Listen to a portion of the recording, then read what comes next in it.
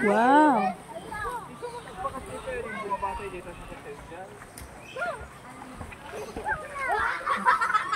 Dito pwedeng mag-kayaking. May ano sila, may kayak.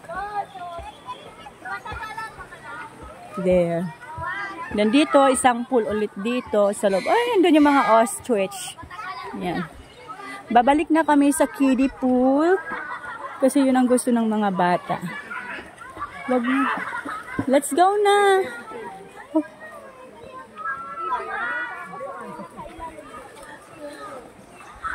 So, yan. Ang lawak talaga ng Pugad. Around, I guess, 100 cottages. Yung ano. Pero hindi masyadong ano ngayon. Walang masyadong maraming tao.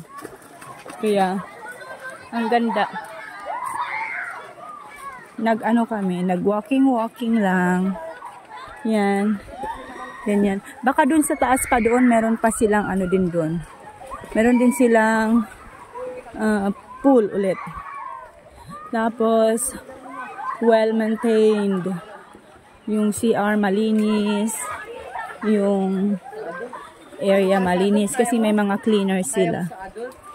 Yung CR, yun ang pinaka-ano. Kasi pagpasok mo palang malinis na. Peak season man o hindi.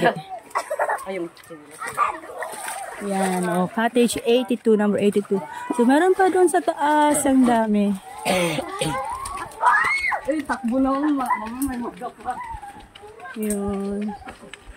Doon kami sa baba galing. Doon kami kasi sa pinakabungad. Babalik kami sa may kiddie pool kasi yun ang gusto ng mga bata. So yan, ganito yung kabuuan. Yan, ganyan kaganda ang area. Maganda kasi walang masyadong tao ngayon. Siguro paparating pa lang yung iba kasi maaga kaming pumunta dito. Around maybe 7:50 AM nandito na. Yan, yun. Ah, yan yung zipline nila. May zipline din kasi dito. Baka doon sa taas. And then magpaganon siya doon. Papunta doon. Yun, yung zipline. May zipline, may kayaking, may mga animals din. Yung pinakita ko doon kanina sa first video. Tapos, di ba? Ang dami nilang cottage. More than 100. Ang ganda. Kasi, hindi ko lang alam kung magkano ito. Mga 800 siguro. Itong cottage nila. Yung cottage namin sa bungad is 500. Kasi pinakabungad doon. Pero may pool pa rin. Yan.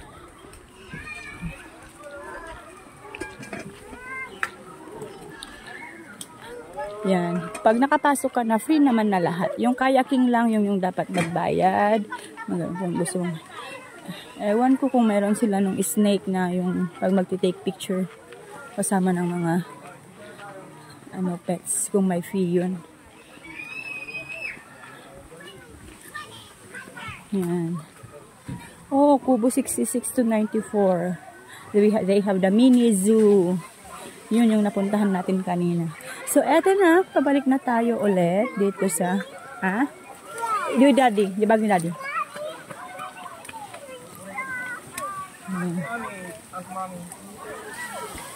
There at the center, daddy. Benny, you leave your seat right here.